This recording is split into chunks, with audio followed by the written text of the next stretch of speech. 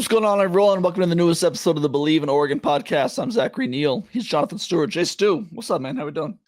Well, good, man. Just avoiding allergies, Avoiding allergies. Yeah, we pollen. had a little talk before this. Tell me more about your daughter's song about pollen. So it goes like this. I hate pollen. Pollen is so mean. Why does pollen have to happen to me? Oh, She's very I like it. clever. Yeah. Today talking about pollen and just how bad it is. I actually showed her a picture of the I don't know if you've seen the tree, like a meme of allergy season, but there's this big tree and it falls and Uh-huh. all this green and yellow stuff just like poof comes out of the Uh-huh. tree. It's like Yeah. ah, That sounds miserable. very. But no Well, man, good. I was gonna start today with some breaking news for you before we started talking about allergies. Did you I play went golf? I went to the golf range this There weekend. you go, bud. It felt Look really at you, good, man. man. It Look, you're also all destroyed my allergies. yeah. But Well, man, yeah, it felt really it's good. worth it. You're Oh like yeah, so I worth knew it. something was different about you. You're like glowing. Pep in my step. Yeah, new Mm-hmm. man. I New like man. felt really sore yesterday, like that golf sore. I was like, this feels Yeah, really the good. rib cage, the torso's all like Yeah, just my back. Yeah, a little bit in the glutes. Yeah, we're getting mm-hmm. after it. Thoracic spine. Yeah, absolutely. All right, well, we are going to do all football today. It felt right with the Ducks resuming spring practice this week. Several players are joining the team for the first time after this break. We've got to confirm that Ole Miss transfer Jaden Kennedy, freshman cornerback Brandon Finney, and freshman running back De'Ari Hill are all in town now. I'm sure there'll be a few more that are joining the roster after the break, but this just felt like a good time to really dive in. We're going to continue our ramp up towards the spring game. We're going to talk about position battles and kind of that are going to play out over the next month. Jay Stu, you split time with both Terrence Whitehead as a freshman, Jeremiah Johnson as a sophomore, and then Andre Crenshaw as a junior. Do you remember anything about those position battles in spring ball and kind of how they played out? Um, my mindset was always, I think as an athlete in general, your mindset is you're going in every single year to compete, no matter what. So you have to bring it day in and day out. And so my time at Oregon out the gate, I had Terrence Whitehead who showed us the ropes as far as, um, you know, the patience of a runner. There's so many things that you learn from the guys ahead of you. And obviously for my time in Oregon, I dealt with a lot of injuries, just overstepping my boundaries when it comes to fighting for extra yards and getting rolled up on. I learned. It took me a while to learn, but I ended up learning. But it was fun. It was healthy competition, especially me Mm-hmm. and Jeremiah Johnson.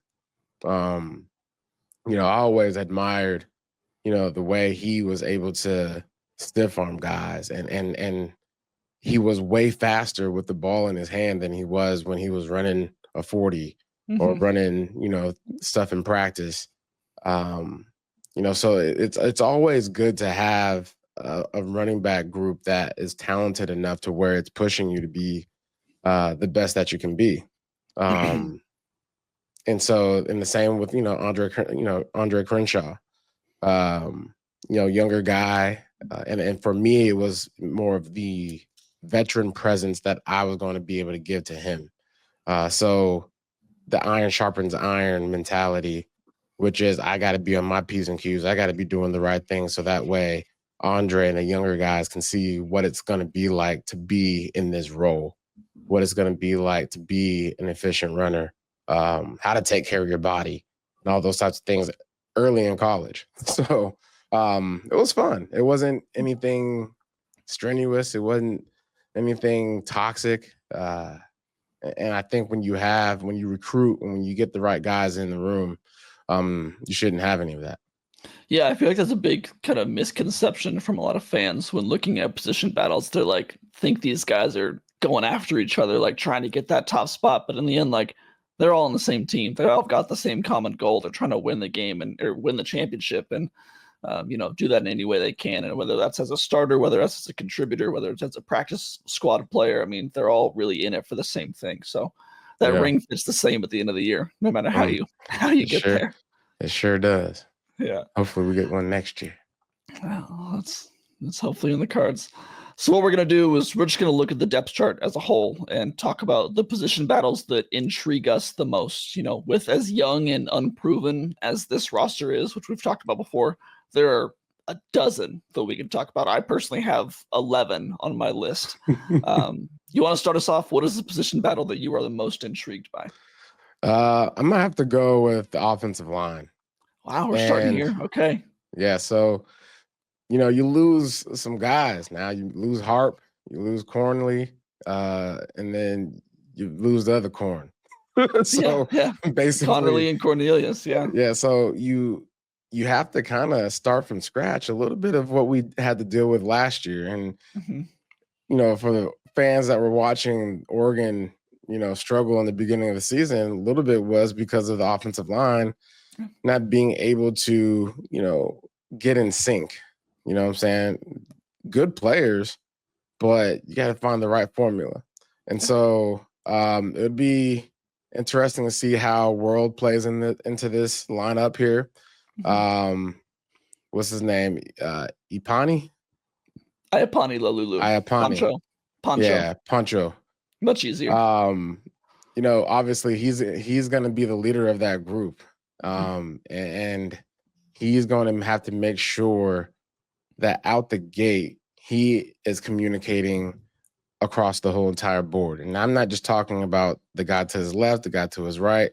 I'm talking about the depth chart. I'm talking about in those meeting rooms, being honest with coaching, right? Like you have to make sure you figure this out in the small span of time, so that way you can just hit the ground running when the season starts. We don't want to have the woes end up, sticking around for the first 2 weeks of the season. Offensive line makes this thing go. And then obviously too, with the quarterbacks, the offensive line presence is the most impactful going into the season. So, well, and the Ducks are in a fortuitous situation where they've got 4 games to start the season where you don't really face elite competition. I mean, you got Montana State first week, you got Oklahoma State, decent team, but I don't know that they're going to be an amazing team this year. The Northwestern and Oregon State week 5, then you got Penn State, and that's where you need to really be clicking on the offensive line by the time you get there. So I think they're in a good position where they can feel it out a little bit like they did last year. I also have the offensive line on my list, specifically the guard positions. I mean, I think we feel pretty confident. I mean, we feel really confident in who the center will be. It'll be Poncho. Pretty confident the left tackle will be Isaiah World. Who will be your left guard? Who will be your right guard? Kind of who will be your right tackle too. We don't know exactly yet. Probably Alex Harkey, the transfer from Texas State. But left guard, you're looking at Emmanuel Pregnon from USC, potentially Dave Iuli, who is going to be, I think he's a senior this year or a redshirt junior, one of those two. And then you also have Matthew Bedford, who was a transfer from Indiana last year, was supposed to be the starting right guard last year, but got hurt in training camp and sat out the rest of the season. So, what do you know about his recovery right now? I don't know much. We haven't, one of the best things about spring football is usually we can kind of see who's playing, who's still in recovery and stuff. They're not letting us into practice this year, I don't believe. So we didn't get to see the first 2 days, who was there, who's kind of still dinged up. We talked to Travis Rickley a few weeks ago. I believe he's still, not 100%, but he's getting there. If I were to put money on it right now, I don't think he's quite ready, but that doesn't mean he won't be ready for fall camp. He just may not play in the spring game, but that doesn't mean he can't start by the start of the season. So if I were to put money on this, I think that it'll be Isaiah World at left tackle, Emmanuel Pregnon left guard, Poncho at center, Dave Iuli right guard, and then Alex Harkey at right tackle. Or Janoris Wilson at right tackle. We'll kind of see if he can push for that starting spot. But all in all, I think, the offensive line is going to be very interesting to see this spring because they are going to mix and match because they love to do that in spring ball and kind of they're not doing ones and twos. They're doing green offense and yellow offense. They're trying to mix and match players because they know that in the season they're going to have to, you're going to have to put figure guys out how in to new combinations and see how they work together. So what better way to do that than right now? All right. Who's second on your list? What's your next one you want to talk about? So we have a secondary that is completely empty besides Thieneman, right? So I would love to do you have any idea of who is going to be on either side of the ball right there? I mean, this is why this is such a fun concept, because it's like we have no clue, but no idea. Like it could be completely different from what the players don't even have an idea. They're probably going into this thing since like, all right, this is a fresh start, right? Yeah. But there's so much talent, but we don't really know. We don't know how these guys looked. We don't know how they run. We don't know what they do in the balls in the air. But I will say this is exciting because if I'm a player, okay, you got to make things happen. You got to start making some noise. You should have been making some noise already, whether it's in the weightlifting groups in the morning, whether it's conditioning in the morning and the late afternoons. These are the times where fans get surprised. And hopefully we come up with a great surprise, because we can't be lackluster in the secondary. I can tell you that. So let's break down the secondary. You want to talk about cornerbacks? You want to talk about safeties? Because I think there's interesting conversations at both spots. Yeah, I mean, let's talk about cornerbacks, because I don't see not nail one. Cornerbacks is a wide open slate. I mean, you've got two positions that anyone's ball game. I mean, Jaleel Florence is the only guy who has starting experience at Oregon. Right. He missed all of last year with an injury. He's another guy like Bedford. Is he healthy? I think so. He practiced leading up to the Rose Bowl, so I believe he should be good to go, but we don't know for sure. If he is healthy, I would think that he has one of those spots, either at the boundary or the field. Opposite him, though, who knows, man? I mean, Oregon brought in Theron Johnson from Northwestern, a veteran transfer. He could easily be the guy. You got a lot of buzz around redshirt freshman Ifeoma Badegwu, who was a high-end four-star guy last year, didn't play redshirted. You got Roderick Pleasant, the fastest guy on the team. You got Dakota Fields, a redshirt freshman. Sion Laulea, I believe I'm saying that correctly. I always forget how to pronounce that. Sion Laulea. Sion, yeah. The former #1 overall ranked JUCO player last year. He came in and got an interception last year, I think, in the Illinois game. Okay, some playing experience. Got a little bit of experience. And then you got these two true freshmen, Naeem Offord, three true freshmen, Naeem Offord, Brandon Finney, Dorian Brew, who could all step in. I mean, if they're Offord and Finney was a 5-star before he got bumped down, but Offord's a 5-star, one of the best players in the nation. So maybe they make some noise. But like you said, this cornerback slate is wide open. And this is a time for, it's a clean slate for these guys. Show what you can do. Yeah. If I'm any of these cornerbacks, I am going to Thieneman, and saying, hey, teach me your ways.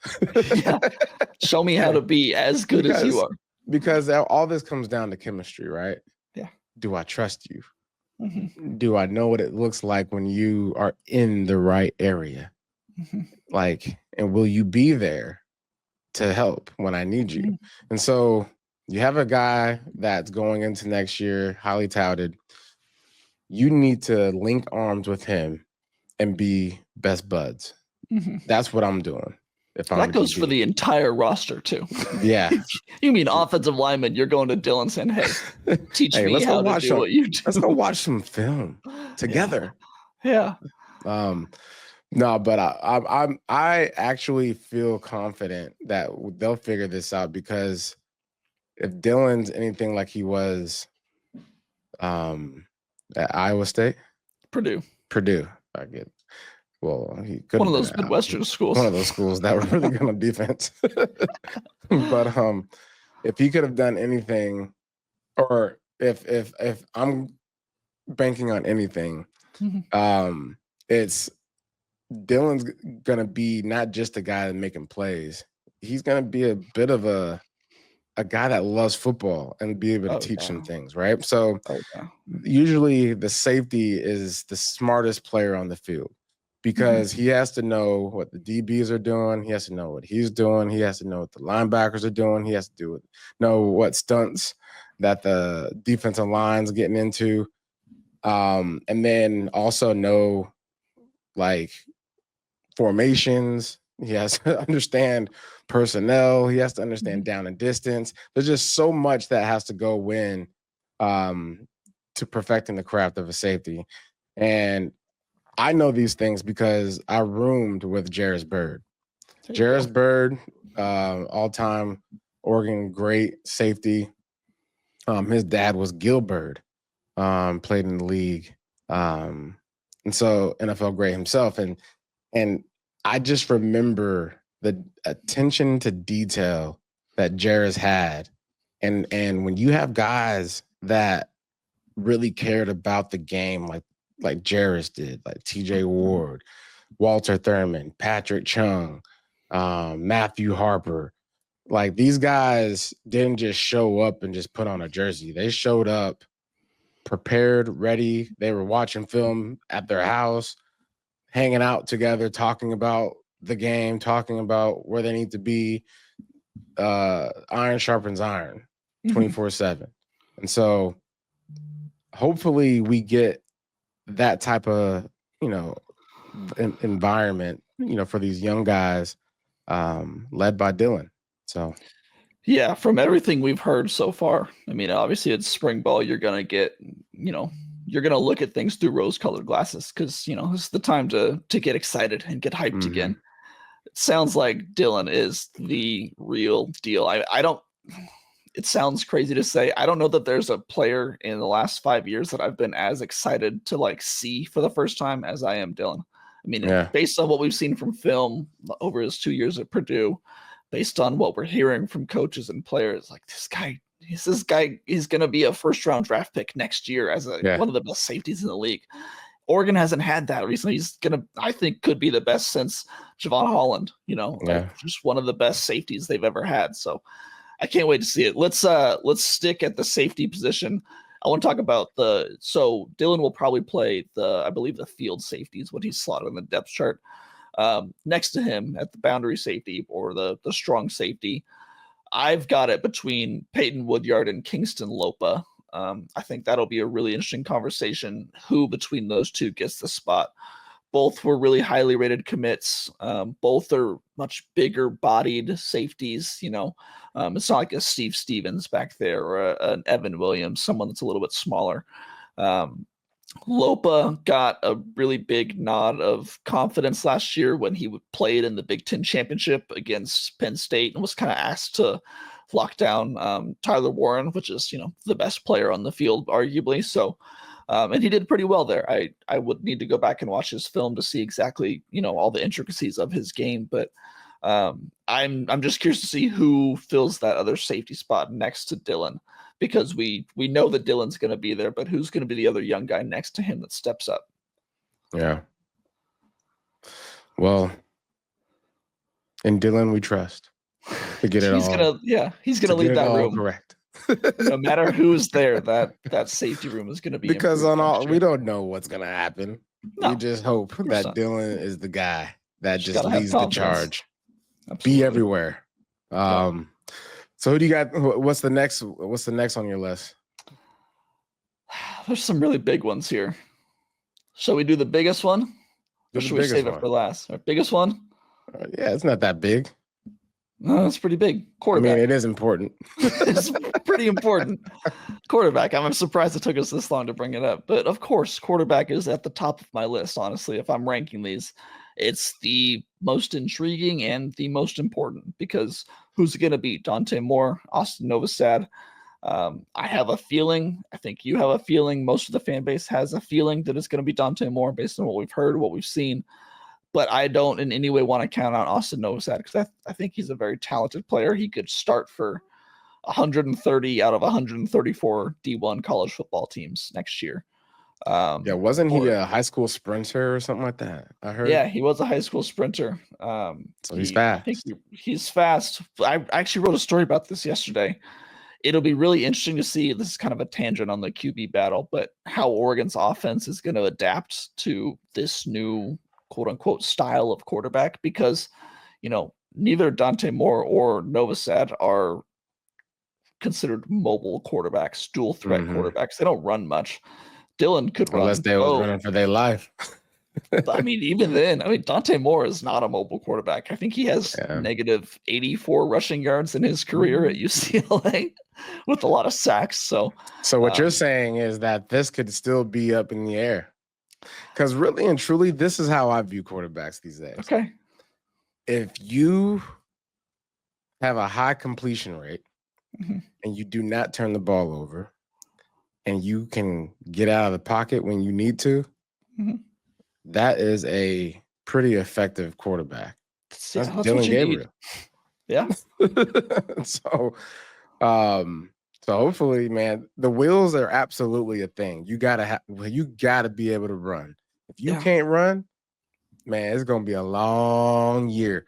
You're gonna be basically, who's the quarterback last year for Texas? Quinn Ewers. Yeah, Ewers. Hated watching him. The boy he couldn't run to save his life. Like, bro, just run right there. The first down right there. You're an athlete. Yeah. Just be an athlete. We're gonna call it athlete, not athlete. Athlete. Just be an athlete, man. Just run.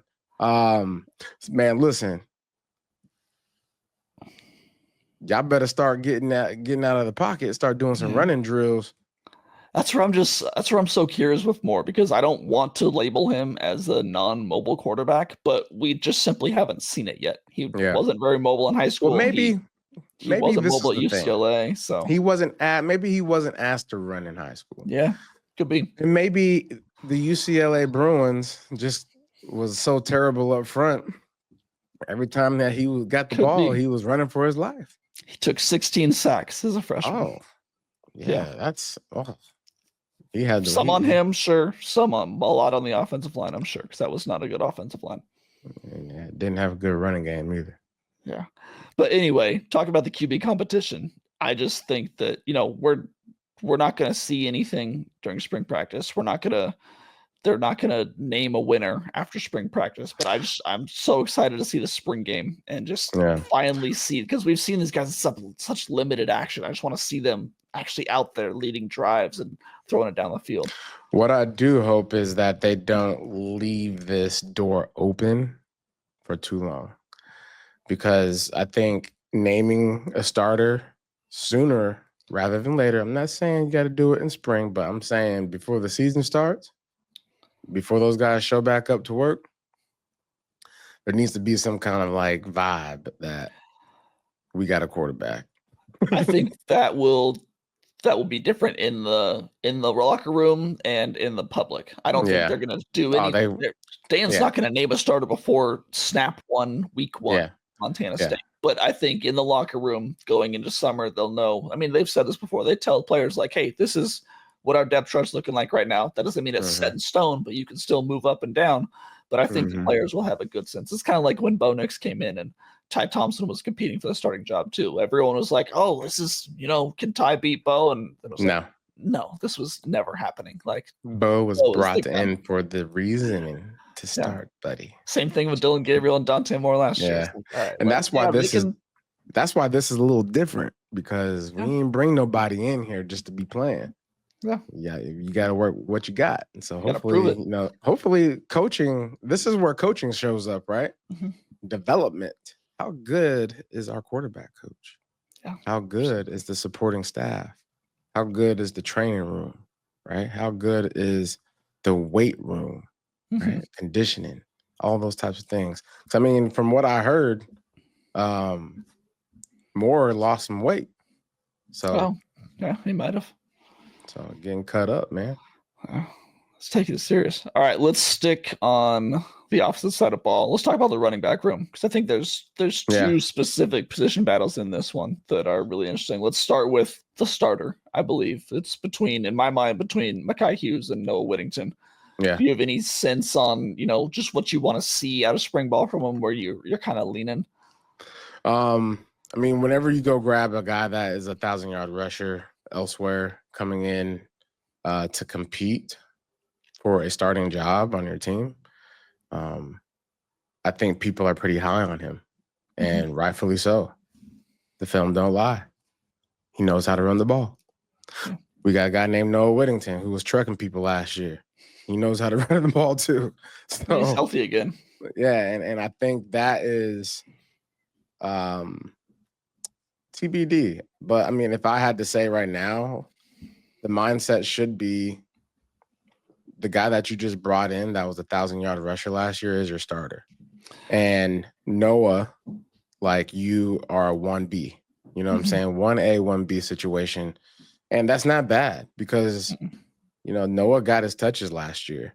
And this is a pivotal moment in his career to where if he makes a statement throughout training camp, through spring ball, I mean, that he's deserving even more so to get more touches, putting in the work. We've seen stranger things. So does it, I don't know that concern is the right word, but what does it mean to you that Mekhi did what he did and had all the production at a lower level, quote unquote lower level, the Tulane, I think in the American, the AAC, that realm? It wasn't power conference football, but does that mean anything to you?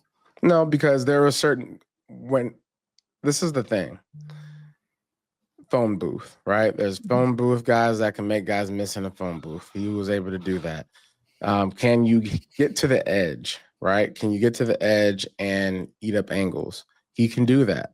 I don't care what level of football you're in. Those guys on the edges are fast. You know what I'm saying? So if you watch a running back take the edge and eat up those angles, that's a guy that knows how to get skinny, and he knows how to create separation. And I think he also knows how to just make things happen, has a good knack for making things happen. So if a play breaks down, he's not just a hole runner. And so that's one of the things I think Noah Whittington better take notice of, right? Don't just be a hole runner. You got to make things happen when it's not there. Because sometimes, I think last year, him and Jordan James. I was going to say that was our contention with Jordan last year too. Just kind of, taking the hole, right? Sometimes you got to bounce that mug. You got to have that Bucky Irving effect. Yeah, bounce outside, get loose. Because those are opportunities for you to really, as a running back, man, you don't get that many touches, especially in the situation we're talking 1A, 1B, you got to make it go. You got to make it do what it do when you get it. So get 10 to 12 per game. Yeah. So you got to make sure you're not just running tight.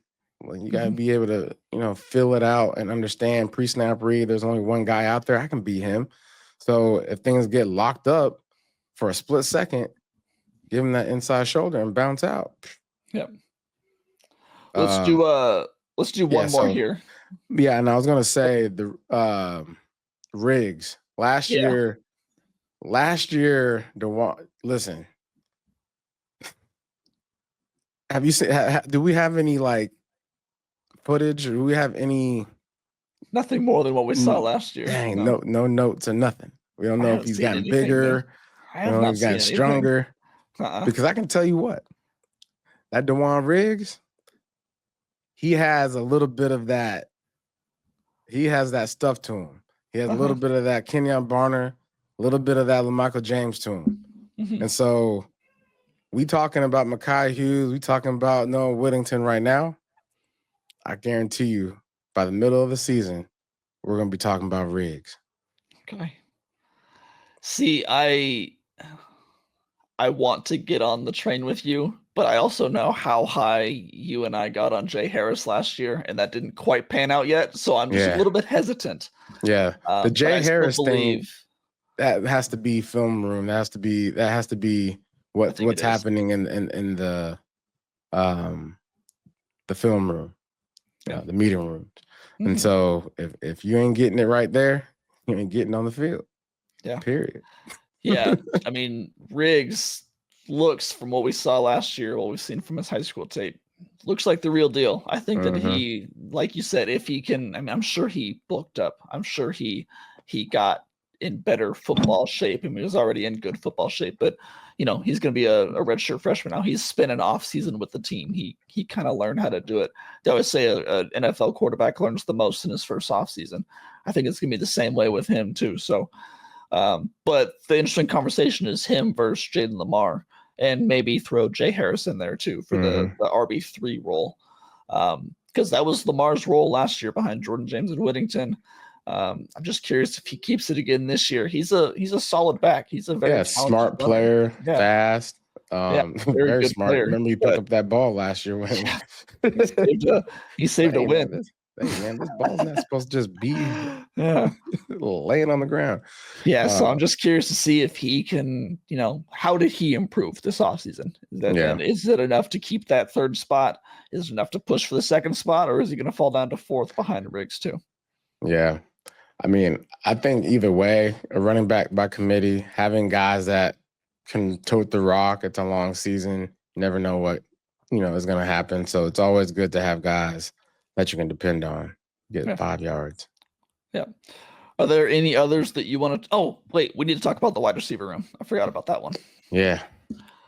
This one, gosh, this is like the cornerback room or the offensive line, where it's just like, take your pick. Yeah. Who do you think is going to start? I feel very confident that Evan Stewart's going to start. Beyond that, you could tell me any number of guys, and I'd be like, yeah, I could see that coming. What are the guys in this room that most intrigue you, that you think we could be, like Riggs in the middle of the season, really talking about? DeCorian. Yeah. I think he's, or what I'm hoping, because I don't know nothing besides what I saw of him in high school. But what I am hoping out of DeCorian is for him to be that freshman phenom that Ohio State got last year. Now, obviously, or Alabama. Obviously, those guys are a different level, aliens. But I would love to have us a little alien, at the University of Oregon next year. I think DeCorian, watching him play high school football, again, we're going to talk about this until we see him play, but whenever you're out there on the high school field, making these high schoolers look like youth football players and you in college, it's a different ball game. That's why you was number one. That's why you're Oregon Duck. So I think he's definitely going to see the field frequently. And obviously it's up to the quarterback play to, figure out who their main targets are. And I think, Stewart, obviously coming off of last year, being in that room, he's going to be the go-to guy. But if I'm DeCorian, I'm in the ears of both of those quarterbacks. Okay. Best friends. You my best friend. You want to get lunch? You want to watch a film? Let me tell you about my best friend. But yeah, so DeCorian. And then for the rest of the roster, I mean, you don't know. I want to see. Yeah, I think you covered DeCorian well. I echo all the same sentiments. We've been hearing a lot of buzz about Jeremiah McClellan, redshirt freshman, high-end 4-star guy that got on signing day last year. He appears to be really good. Kyler Casper, injured all last year. We'll see what he can be, kind of that tall, lengthy red zone threat. Justice Lowe showed flashes last year. We'll see what he can do maybe in that slot.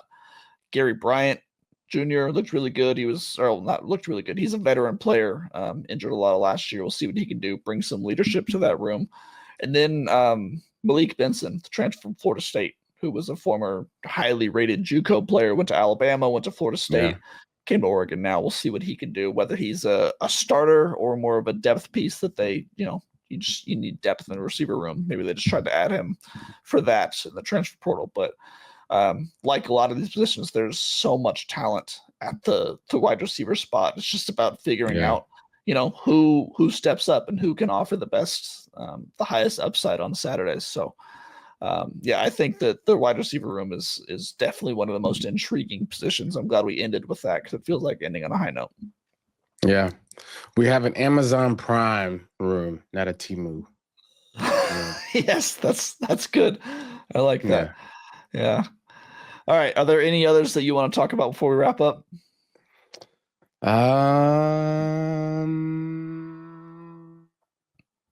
mean, I guess we'll see what happens at the linebacker spot, but that's an interesting one. That's what we talked about last week, where that could be a potential transfer portal place after situation. Yeah. Still got to just wait and see what you got. We need a stud next to Betch. Yeah. Hopefully that can be Devin Jackson. I've got high hopes for Devin Jackson. He's been waiting his time, I think, kind of routinely getting a little bit more production and playing time each year. This could be the year that he finally breaks out, because he's, by all means, one of, if not the fastest guy on the team too, and have that on a linebacker is impressive. So he could have a good season. All right. Well, let's wrap it up there. We're going to come back next week. Once again, continue our off-season talk and ramp up towards the spring game. Maybe get a guest on as well. That'd be fun to kind of preview the spring game or the spring season with the guest. Jace, you got anything else to add? No, make sure y'all go golf. No matter what the weather is, it's golf season. Take your allergy pills. Take your allergy pills. Snort your stuff. Do whatever you got to do. Get out there and golf. Absolutely. I agree. Now that I'm officially a golfer again, I can finally say that. I can agree with you. Join us on the range. Yes. Join us on the range. All right. You check out more of my work at duckswire.usatoday.com and follow me at Zachary C. Neel on Twitter. Follow Jay Stu on Twitter at Jonathan StewR1, and make sure to check out the Believe in Panthers podcast and the Stu and Crew podcast. For myself, Zach Neel, for my co-host Jonathan Stewart, we will talk to you guys next week. Until then, take it easy.